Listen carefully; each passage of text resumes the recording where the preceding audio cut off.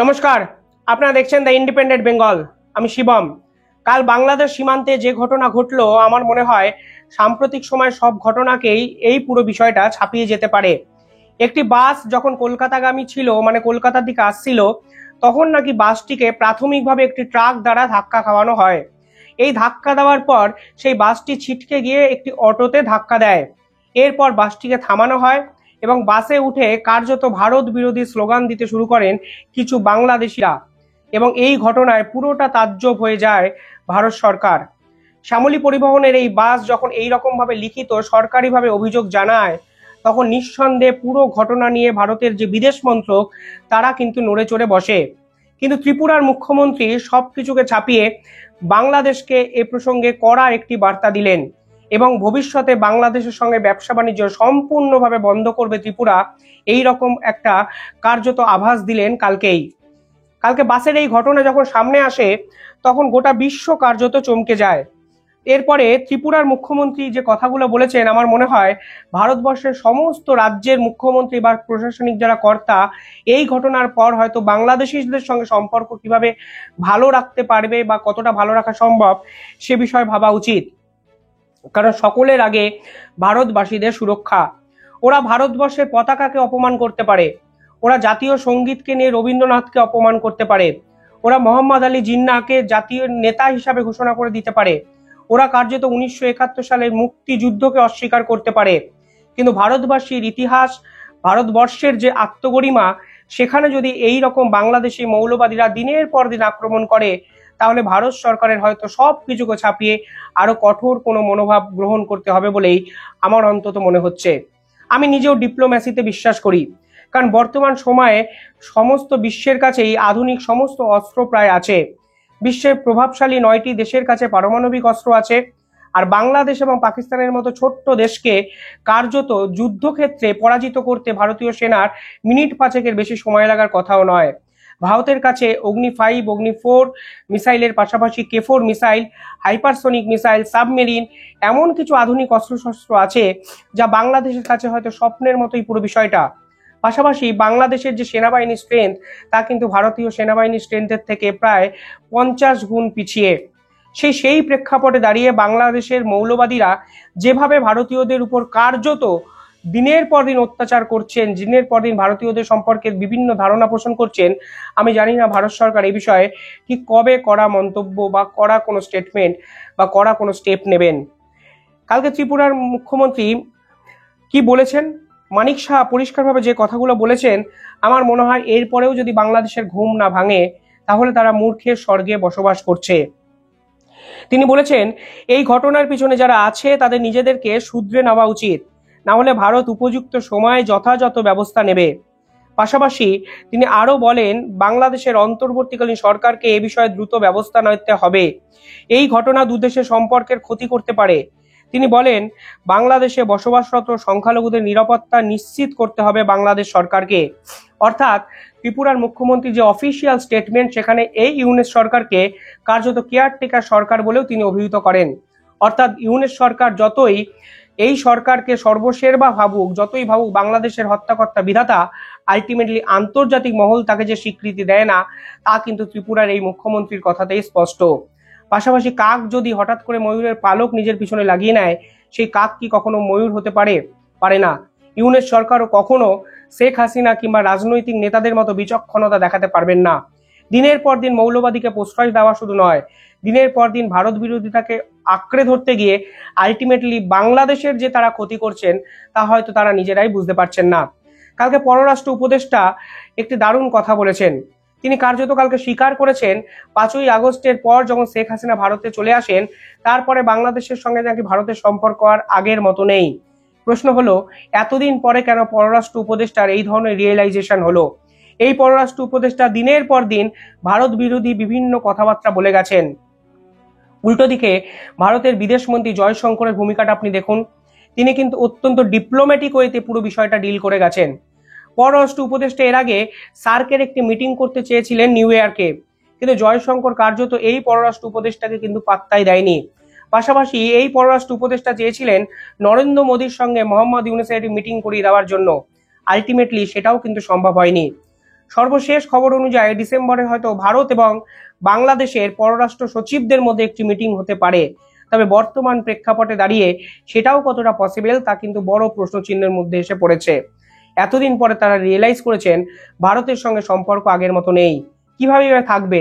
দিনের পর দিন ধর্মকে হাতিয়ার করে ভারত বিরোধী কথাবার্তা বলা, দিনের পর দিন ভারতকে আন্তর্জাতিক প্রাঙ্গণে ছোট করে দেখানো, দিনের পর দিন ভারতকে অকারণে টেনে নিজেদেরকে চেয়ার বাঁচানোর যে খেলা মোহাম্মদ ইউনূস সরকারের উপদেষ্টারা শুরু করেছিলেন, আলটিমেটলি তারাও এখন বুঝতে পারছেন এবং আন্তর্জাতিক মহলে স্বীকার করছেন তারা হয়তো একটু বাড়াবাড়ি করে ফেলেছেন। এই পররাষ্ট্র উপদেষ্টা বলেছেন বাংলাদেশি মিডিয়াকে আরো বেশি তৎপরতা দেখাতে হবে। যেভাবে ভারতীয় মিডিয়া বাংলাদেশ সম্পর্কে খবর করে তা নাকি ওনার পছন্দ হয়নি। বাংলাদেশি মিডিয়া যেন ভারতীয় মিডিয়াকে খবর দ্বারা মানে যদি পাল্টা ন্যারেটিভ তৈরি করতে পারে। দেখুন, ন্যারেটিভ কে তৈরি করে জানি না, আমি যে খবর করি প্রত্যেকটা খবরের সঙ্গে ডকুমেন্টস থাকে, নিজস্ব বিশ্লেষণ থাকে।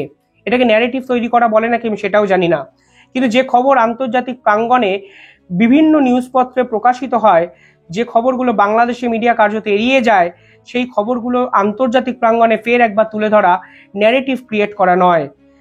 উল্টে বাংলাদেশের আইন শৃঙ্খলার যে অবনতি, বস্ত্রশিল্পের যে অবনমন এবং সর্বোপরি বাংলাদেশের সনাতনী এবং সংখ্যালঘুদের উপর দিনের পর দিন যে ধরনের অত্যাচার চলছে, সেই খবরের প্রতিবাদ যদি আমরা না করি, সেই ঘটনার প্রতিবাদ যদি আমরা না করি, এড়িয়ে যাই, তাহলে হয়তো সাংবাদিক হিসাবে ফোর্থ পিলার হিসাবে আমরাও নিজেদেরকে ক্ষমা করতে পারবো না।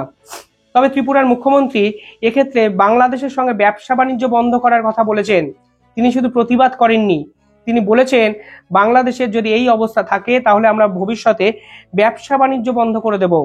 এবার দেখুন, ত্রিপুরার মুখ্যমন্ত্রীর মতো যদি মানসিকতা ভারতবর্ষের সমস্ত রাজ্যের মুখ্যমন্ত্রীরা দেখান, তাহলে কিন্তু নিঃসন্দেহে গাড্ডায় পড়বে বাংলাদেশ সরকার। কেন গাড্ডায় পড়বে?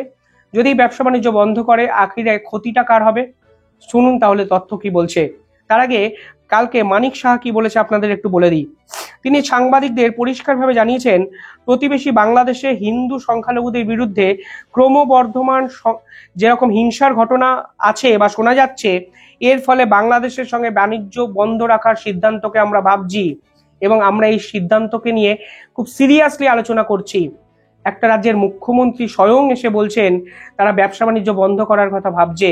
আর মোহাম্মদ ইউনূস সরকার যদি এরপরেও এই পুরো বিষয়টাকে এড়িয়ে যান, অস্বীকার করতে না চান, তাহলে আলটিমেটলি তারা কাদের ক্ষতি করছেন? ক্ষতি তো বাংলাদেশের হচ্ছে, সাধারণ মানুষের হচ্ছে। ত্রিপুরার সঙ্গে বাংলাদেশের যে সম্পর্ক তা আজকের সম্পর্ক নয়। ত্রিপুরা সরকার বাংলাদেশকে বিদ্যুৎ সরবরাহ করে। আজকে ডম্বুর বাঁধকে কেন্দ্র করে এই ত্রিপুরার সঙ্গে বাংলাদেশ কার্যত একে অপরের বিরুদ্ধে যুদ্ধ করতে শুরু করে দিয়েছিলেন কিছুদিন আগে। ফলে একের পর এক সম্পর্ক যদি বাংলাদেশ এইভাবে আন্তর্জাতিক মহল থেকে বন্ধ করতে বাধ্য করে, তাহলে বাংলাদেশের পাশে দাঁড়ানোর মতো আর কে থাকবে আমি সত্যি জানি না। এটাই কি বাংলাদেশের পররাষ্ট্রনীতি? এই প্রশ্ন কিন্তু আমার থাকলো। ত্রিপুরার যে মুখ্যমন্ত্রী তিনি কি বলেছেন একটু বলে দেওয়া যাক। ত্রিপুরার মুখ্যমন্ত্রী পরিষ্কারভাবে বলেছেন, আমরা এই বিষয়ে এখনো অবধি সিদ্ধান্ত ঘোষণা না করলেও বাংলাদেশের পরিস্থিতি যদি স্বাভাবিক না হয়, আমরা কিন্তু ব্যবসা বাণিজ্য বন্ধ করে দেব। বাংলাদেশে হিন্দুদের নিশানা করে দিনের পর দিন যে হামলা হচ্ছে তা শেষের কোনো লক্ষণ দেখা যাচ্ছে না। শেখ হাসিনা সরকার যখন ভারতে চলে আসেন, পতন হয়, তারপর থেকেই এই ধরনের ঘটনা ঘটেছে। অর্থাৎ এবার সরাসরি ব্যবসা বাণিজ্য বন্ধ করার কথা ভাবছেন ত্রিপুরা। তথ্য কি বলছে? তথ্য বলছে 2013 সালে বাংলাদেশ এবং ত্রিপুরার মধ্যে ব্যবসা বাণিজ্য হতো 230 কোটি টাকার, আর 2023 সালে অর্থাৎ শেখ হাসিনার সময় এই ব্যবসা বাণিজ্যের পরিমাণ হয়ে দাঁড়ায় 715.98 কোটি টাকা। প্রায় 800 কোটি টাকার ব্যবসা বাণিজ্য যদি কালকে ত্রিপুরা সরকার এক ঝটকায় বন্ধ করে দেয়, ক্ষতিটা কার হবে? ক্ষতি হবে বাংলাদেশের, ক্ষতি হবে বাংলাদেশিদের, যারা সাধারণ মানুষ তাদের। ত্রিপুরা সরকার যেভাবে ডেসপারেটলি এই রকম বাংলাদেশিদের বিরুদ্ধে কড়া স্টেটমেন্ট দিয়েছে, তা যদি কার্যক্ষেত্রে তারা দেখায়, তাহলে কিন্তু বাংলাদেশের সাধারণ মানুষ বিপাকে পড়বে। যার অ্যাকাউন্টেবিলিটি কি ইউনূস সরকার নেবে? নিঃসন্দেহে প্রশ্ন কিন্তু থাকবে। যেভাবে বাংলাদেশের বস্ত্র শিল্প কার্যত শেষ হয়ে গেছে, তার অ্যাকাউন্টেবিলিটি, তার দায় কি মোহাম্মদ ইউনূস সরকার নেবে? যেভাবে বস্ত্রশিল্পীদের কার্যত গুলি চালানো হয়েছে, তার দায় কি বাংলাদেশের সেনাপ্রধান নেবেন? নেবেন না। দিনের পর দিন বাংলাদেশকে তারা বিপাকে নিয়ে যেতে যেতে যেতে যেতে আলটিমেটলি সাধারণ মানুষের যখন দৈন্যদশা চরমে গিয়ে পৌঁছাবে, তখন হয়তো বাংলাদেশের আরো একটা গণ অভ্যুত্থান দেখা যাবে। এবার মোহাম্মদ ইউনূসের কথায় আসি। তাকে নাকি নোবেল দেওয়া হয়েছিল শান্তির জন্য। একজন স্টেটের হেড যিনি নোবেল শান্তি পুরস্কার পেয়েছেন তিনি এটাকে সামলাতে পারছেন না। যদি না পারেন তো ছেড়ে দিন, আর তার নোবেল পুরস্কারটা খারিজ করা হোক, কেড়ে নেওয়া হোক। শেষ 3 মাসে বাংলাদেশ সত্যি কি শান্তিতে আছেন? যারা এই ভিডিও বাংলাদেশ থেকে দেখছেন তারা একটু আপনাদের কমেন্টে জানাবেন আপনারা ঠিক কতখানি শান্তিতে আছেন। আমরা যে খবর আপনাদের সামনে তুলে ধরছি সমস্ত খবরের তথ্য আমি এই ভিডিওর সঙ্গে লাগিয়ে দিচ্ছি। আপনাদের কি মনে হচ্ছে প্রত্যেকটা নিউজ ভুয়ো মিথ্যে কথা? আপনারা জানাবেন বাংলাদেশের বস্ত্রশিল্প সত্যিই কি শেখ হাসিনার সময়ের মতো আছে? যেভাবে বস্ত্রশিল্প গোটা পৃথিবীকে ডেলিভার করতো, শেষ 3 মাসে বাংলাদেশের বস্ত্রশিল্পীদের অবস্থাটি কোথায়? ঠিক কেন বাংলাদেশের ছাত্র আন্দোলন এখনো বাংলাদেশের সমাজকে কার্যত ধ্বংসের দিকে নিয়ে যাচ্ছে? কিছুদিন আগে সিটি কলেজ আর ঢাকা এক কলেজের মধ্যে আমি ছাত্রদের মধ্যে ফের একবার গন্ডগোলের চিত্র আমরা দেখলাম। কিসের জন্য বাংলাদেশের আইন প্রশাসনকে কার্যত এখনো আয়ত্তে আনতে পারেননি বাংলাদেশের সেনাবাহিনী? এই প্রশ্ন আজকে বাংলাদেশ থেকে যারা দেখছেন তাদের আমি করলাম। দিনের পর দিন ভারত বিরোধিতাকে অবলম্বন করে সরকারকে হয়তো টিকে থাকা যায়, কারণ ভারত বিরোধিতা একটা আবেগ। এই আবেগকে কাজে লাগিয়ে রাজনৈতিক নেতারা আপনাদের ভুল বোঝাচ্ছে। যেদিন আপনারা বুঝবেন সেদিন বাংলাদেশের এই অরাজকতা পরিস্থিতি কিন্তু ঠিক হবে। আজকে ত্রিপুরা পাশ থেকে সরে গেল। আজকে বাংলার একাধিক চিকিৎসকরা একাধিক নার্সিংহোম আপনাদের চিকিৎসা করবে না বলে দিয়েছে। শুধু ভারত নয়, আজকে ব্রিটেন আপনাদের বিরুদ্ধে কথা বলছে। জাপানে যে 338টা কোম্পানি ছিল আপনাদের দেশে, সেই কোম্পানিগুলো 70% বন্ধ হয়ে যাচ্ছে। ব্রিটেনের পার্লামেন্ট কার্যত আপনাদের হুঁশিয়ারি দিয়েছে এই অত্যাচার আপনাদের বন্ধ করতে হবে। আমেরিকার মতো দেশ ডোনাল্ড ট্রাম্প অব্দি কিছুদিন আগে সংখ্যালঘুদের অত্যাচার নিয়ে কথা বলে আন্তর্জাতিক মহলকে কার্যত জাগিয়ে তুলেছিলেন। আর এর পরেও আপনারা বলে যাচ্ছেন সবই ভারতের চক্রান্ত, কিছুই হয়নি এবং কোনো সমস্যাই নাকি বাংলাদেশে নেই।